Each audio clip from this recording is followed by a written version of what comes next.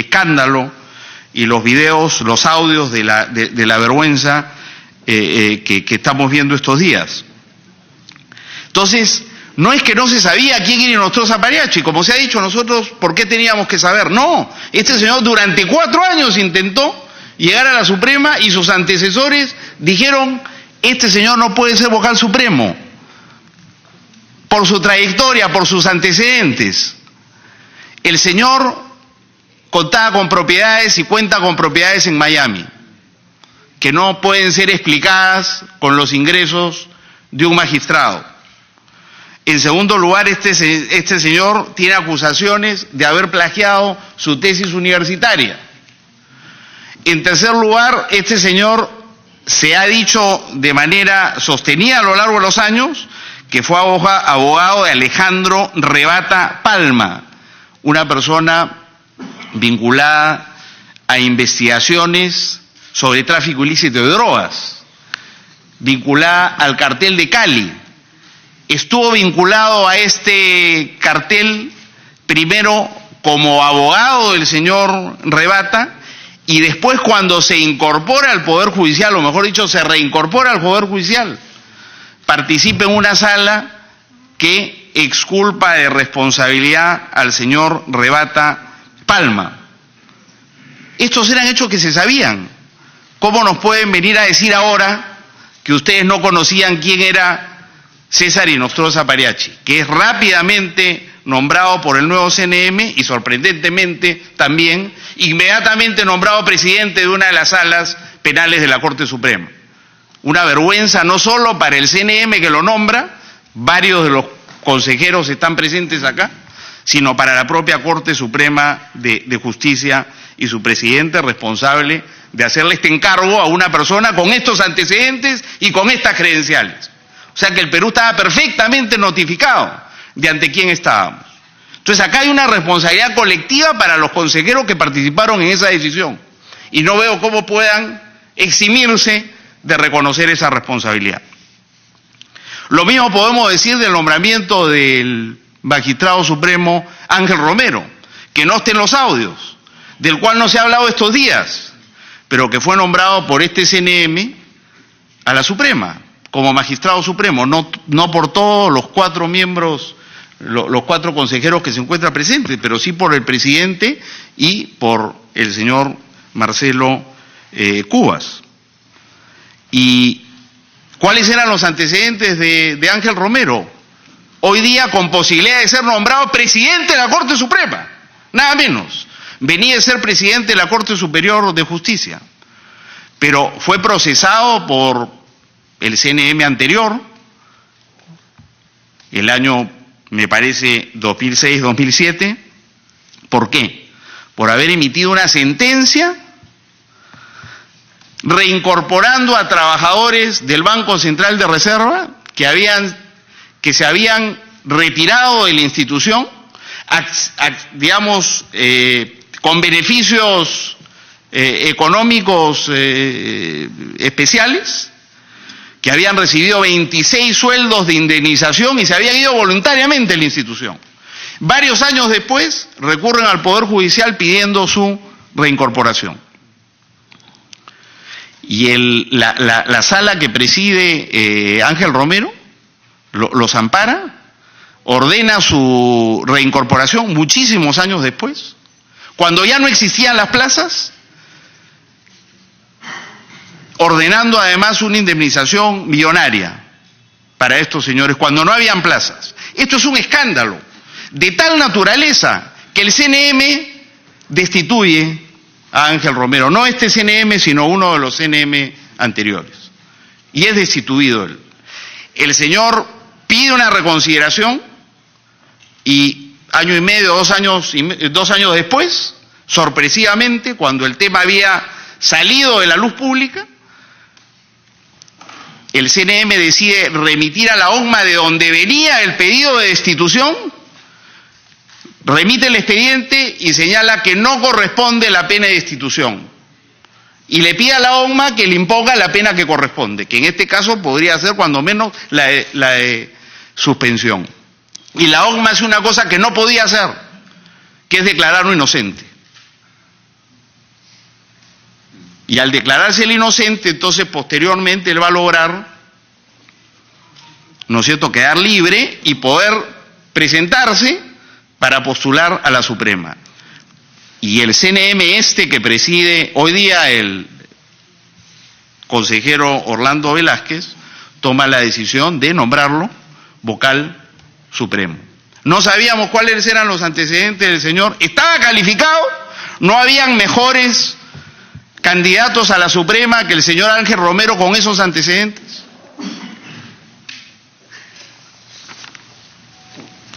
Y hay otros casos, como el del nombramiento de fiscal supremo de Tomás Aladino Gálvez,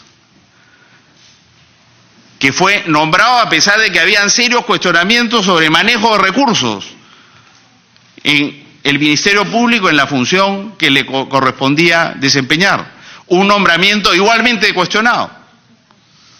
Y nombramientos parecidos en el Ministerio Público han recaído sobre el señor Arce Córdoba o Víctor Raúl Rodríguez Montesa, que ha sido, digamos, parte de las noticias al intentar incautar los audios en manos de los periodistas que estaban dando a conocer a la opinión pública la mugre, la inmundicia en el Poder Judicial y en el Consejo Nacional de la Magistratura. Y por último, otro nombramiento, y podríamos, digamos, continuar, pero son los nombramientos más importantes, más significativos, es el nombramiento de Adolfo Castillo, reciente, de principio del año 2017, del cual entiendo sí son responsables los consejeros, todos los consejeros presentes en esta reunión. El señor Castillo, se ha dicho, fue nombrado en un proceso plagado de irregularidades. Calificaron 5 de los 13 postulantes después de la prueba escrita. La nota más baja la obtuvo el señor Castillo. Pasaron a la siguiente etapa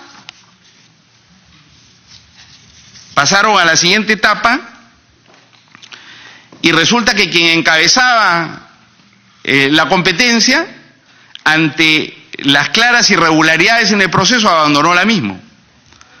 El señor Piloto abandonó la misma porque no se le reconoció una maestría en Derecho en la Universidad de Bolonia. Maestría que estaba además debidamente reconocida y registrada por la SUNEDU. O sea, sin ninguna razón se le quitó los puntos que le otorgaban, ¿no es cierto?, tener una maestría en una universidad de prestigio en el mundo. Con ello se le hizo perder 10 puntos en el concurso. Y el que iba en segundo lugar, el señor Loyola, se mantuvo en carrera a pesar de todo, pero no se le consideró su experiencia como gerente del Estado. Había trabajado en varias instituciones públicas, ni las ponencias que había hecho en varios eventos nacionales e internacionales. Con lo cual, los 87 puntos que le correspondían resultaron siendo tan solo 37.5 en la medida en que no se le reconoció digamos, su experiencia en el sector público ni las ponencias a las que me he referido. En la fase final, sorprendentemente, con la entrevista personal, el actual jefe de la OMPE, que se encontraba el último en la lista, sorprendentemente pasó al primer lugar, porque habría sido el mejor evaluado en la entrevista personal, a pesar de que quienes han visto los videos sostienen que no fue una entrevista sobresaliente. Y fueron varios los consejeros, no se puede saber exactamente quiénes, pero fueron varios los que lo calificaron con la nota más alta, a pesar de que venía, ¿no es cierto?, que no hubiera podido estar entre los que quedaron en carrera si no hubiera sido porque en el proceso se decidió regalarle a todos los candidatos 6.5 puntos adicionales que fueron los que le permitieron a él seguir en carrera. Y si eso no es poco, también era de conocimiento del CNM, de ustedes presentes, que el señor Fernando Obregón, que terminó siendo el hombre fuerte de la OMPE cuando fue nombrado Adolfo Castillo, hoy día suspendido, Fernando Obregón tuvo una participación sorprendente en este proceso, porque resulta que él es el que editó los libros que presentó como prueba de producción académica el actual jefe de la OMPE. Y fue él mismo el que llevó a cabo una campaña de hostilización contra el señor Loyola, interponiendo tachas y cuestionamientos con informaciones falsas. Lo dice en un informe detallado, publicado en La República, Ricardo Uceda, que es un periodista serio. Y eso está debidamente acreditado. Y él se sorprende de que con todas estas irregularidades hubiera sido igual nombrado como jefe de la OMPE el señor Adolfo Castillo. Las consecuencias las conocemos hoy. Ustedes mismos han tenido que suspenderlo. Pero lo que ha ocurrido en este proceso es que han entrado a la OMPE con él, no solo Obregón, sino el señor Cavazza. El mismo señor Cavazza que llevó a la destrucción de la OMPE hace tan solo 19 o 20 años. Y lo que costó salir de eso, hoy día hemos retrocedido y estamos en una situación igual o parecida, porque la suspensión y destitución de Castillo, que es necesaria, no resuelve el problema, porque todos los gerentes de la OMPE hoy día que están preparando el proceso electoral de octubre han sido nombrados por el señor Castillo, en realidad por el señor Cavazza y por el señor Obregón. Y esa es una responsabilidad de ustedes, para con todo el país. Y no hay forma de escapar de ella. Por esas razones, yo creo que el Congreso tiene los elementos para justificar la gravedad de la situación que amerita que ustedes sean destituidos como miembros del Consejo Nacional de la Magistratura. Pero está, por supuesto, en manos de ustedes, eventualmente, evitar llegar a esta situación vergonzosa de ser destituidos por este conjunto de conductas donde tienen todos responsabilidad, renunciando al cargo. No corresponde acá poner el cargo a disposición, porque el cargo a disposición no está contemplado constitucionalmente. Entonces, si ustedes quieren colaborar con acelerar la solución de esta crisis, cosa que me parecía muy bien, entonces renuncien y dejen expedito, ¿no es cierto?, el camino para defenderse donde se lleven a cabo las investigaciones para establecer la responsabilidad, que son investigaciones que ya están en curso. El renunciar no necesariamente significa asumir responsabilidad, significa más bien reconocer la responsabilidad que ustedes ya han reconocido públicamente a través del presidente y hacer sus descargos en las instancias que correspondan. Gracias, presidente. Tiene el uso de la palabra la congresista Úrsula Letona.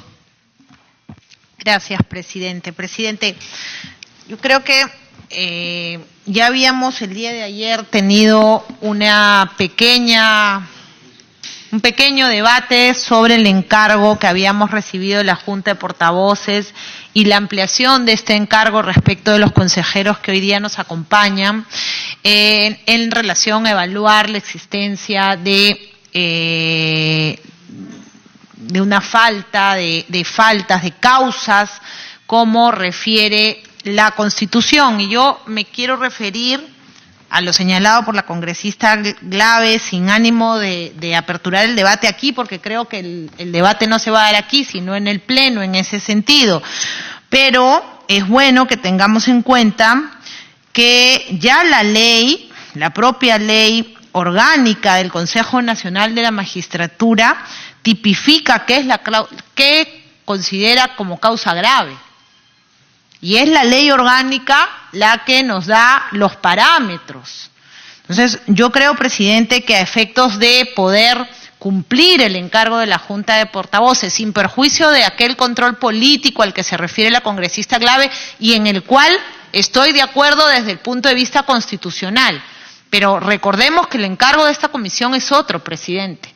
A nosotros no se nos ha encargado de hacer control político, a nosotros no se nos ha delegado la posibilidad de verificar o no si esto es una causa grave. A nosotros se nos ha pedido un informe, que será un insumo que finalmente la Junta de Portavoces repartirá en el Pleno respecto de la participación de 2 magistrados, hoy todo el Pleno del Consejo Nacional de la Magistratura, en los audios que muchos hemos denominado audios vergonzosos, audios que constituyen incluso delitos. Y en ese sentido, presidente, yo no dejo de sorprenderme de este grado de complicidad que ha existido en el Consejo Nacional de la Magistratura.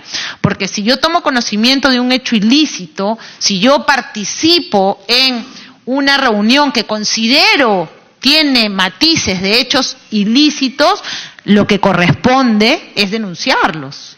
Entonces, si los consejeros, como han manifestado el día de hoy, han tenido participación en hechos que a su criterio, porque eso escapa de si son abogados o no, han podido tener matices de irregulares, de faltas éticas o incluso de delitos, lo que correspondía es la denuncia. Y yo no he visto ninguna denuncia. Y el otro tema, presidente, es que, como lo han referido mis colegas, el cargo a disposición no significa una renuncia que, según la ley orgánica, tiene que hacerse efectiva ante el propio presidente del CNM. Entonces, creo que decirle a la ciudadanía que están poniendo sus cargos a disposición es simplemente seguir dilatando un proceso digamos, doloroso para todo el país y que no hace más que evidenciar que no hay dentro del Consejo Nacional de la Magistratura esta reflexión que necesitamos. Se ha hecho alusión a situaciones que podrían resultar siendo símiles en el Congreso, pero que tienen una naturaleza distinta por la decisión colegiada que ellos han tomado, independientemente de los votos individuales. Y un tercer aspecto, presidente, que también creo que es bien importante tener en cuenta, efectos de elaborar el informe, es que el día de mañana la citación que nos ha llegado a todos es para las 9 de la mañana.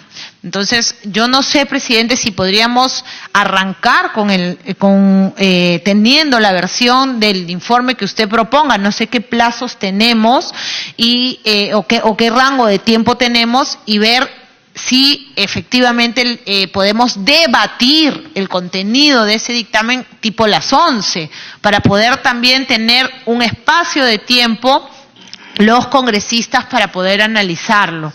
Yo, presidente, nuevamente creo que es bien importante que la comisión recuerde cuál es el encargo de la Junta de Portavoces y cumplamos con ese encargo, porque lo que hemos visto, presidente, a lo largo de la historia, en procesos en los cuales el control político al que se refería la congresista Marisa Glave, o incluso en actos de reorganización respecto a la destitución de jueces y fiscales sin observar el debido proceso, sin el ejercicio de derecho de defensa, nos ha llevado no solamente a reparaciones civiles cuantiosas, como lo han anunciado varios de los consejeros, ellos demandarían al Estado peruano. Y el segundo tema, presidente, que a mí me causa mucha preocupación, es su reposición.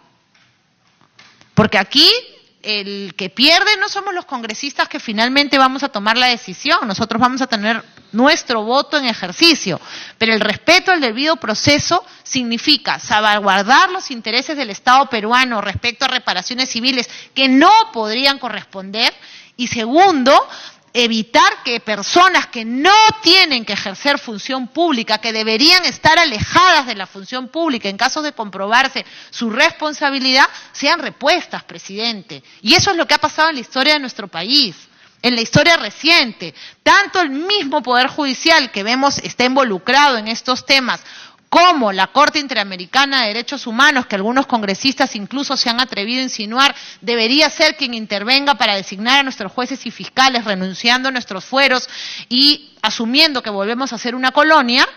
Hoy estamos enfrentándonos a esa posibilidad, presidente. Entonces, yo sí, nuevamente, y lo he dicho a lo largo de estas sesiones, el día que propusieron que se amplíe esta investigación a los accesitarios, el respeto al debido proceso y el ejercicio del derecho de defensa tiene que ser un talante que garantice en esta comisión nuestro informe final, presidente. Porque si no, lo único que vamos a dar es armas a personas que merecen estar alejadas de la función pública, en caso se demuestre su responsabilidad, para que demanden al Estado peruano pidan cuantiosas reparaciones, sean repuestos después de muchos años, en perjuicio nuevamente de los intereses del país.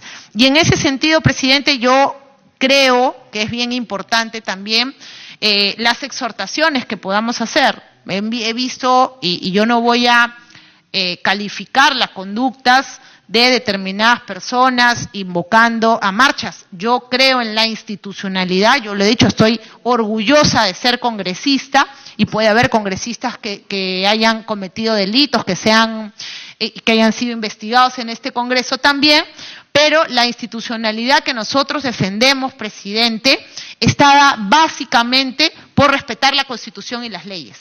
Y la Constitución es clarísima. Una cosa es el control político, una cosa es el artículo 157 y otra cosa es el encargo que tiene esta comisión, respecto de lo cual, reitero, presidente, es imprescindible que veamos lo que dice la ley y el reglamento. Gracias.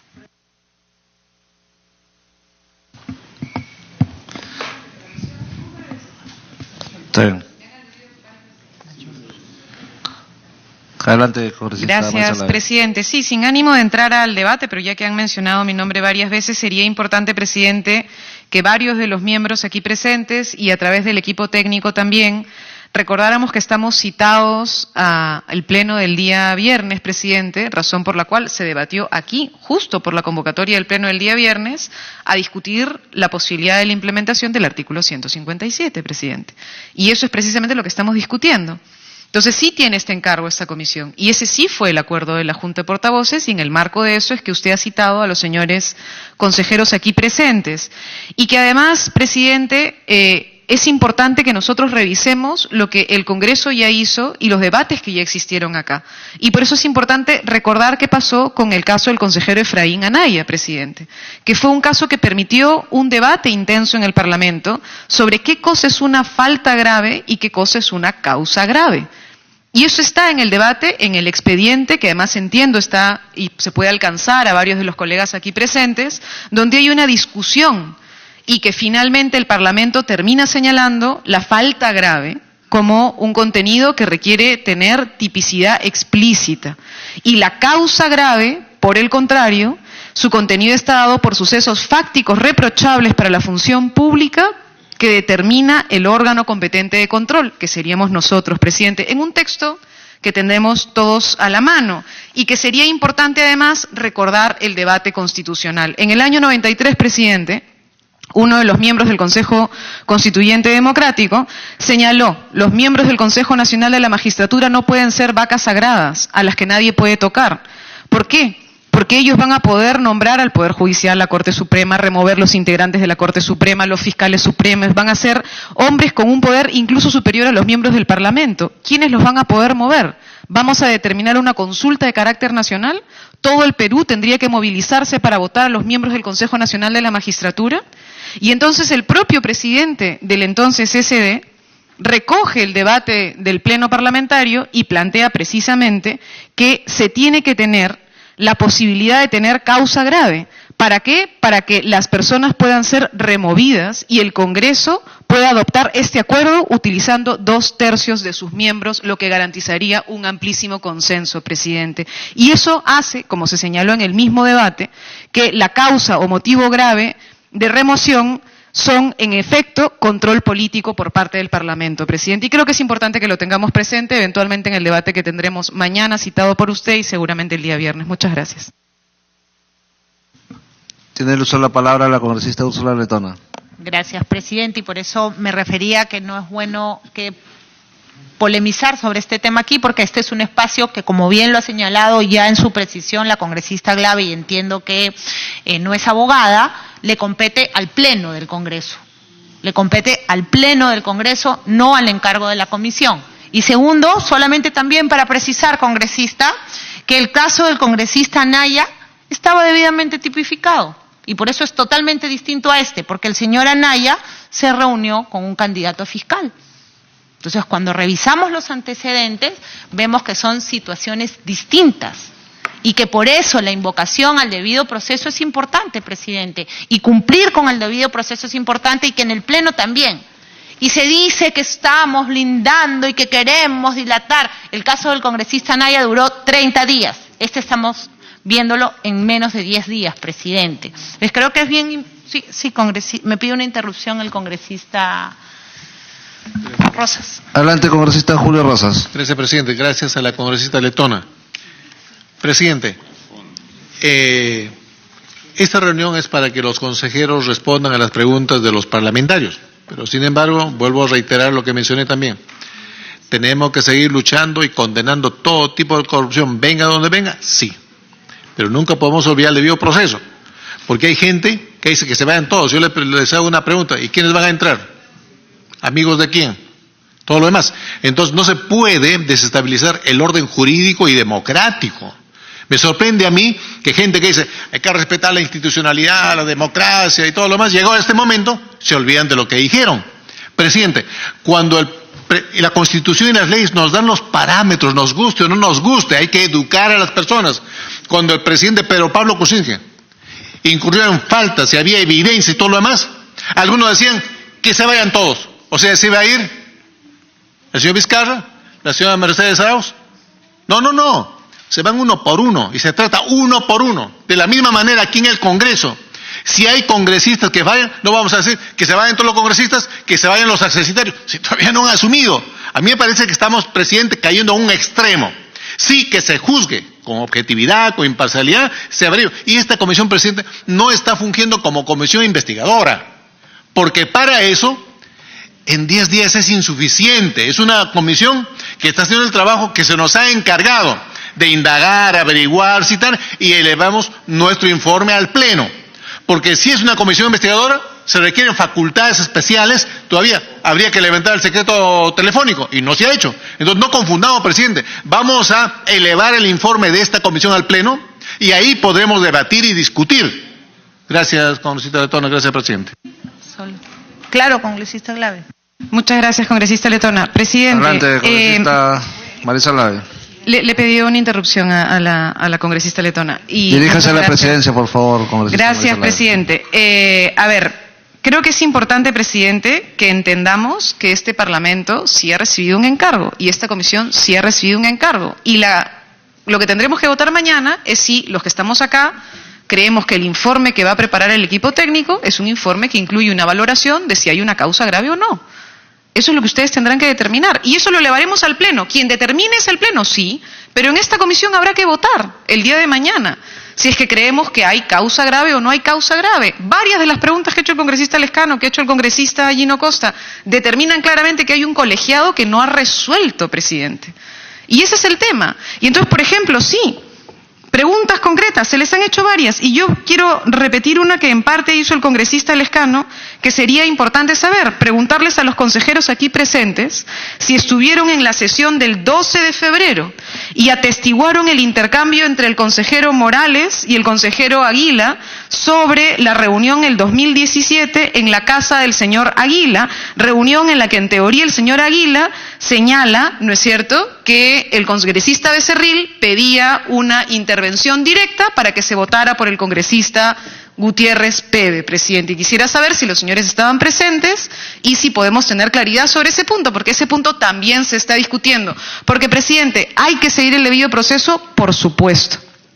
Y lo seguimos en el caso del Contralor y lo hicimos rapidísimo.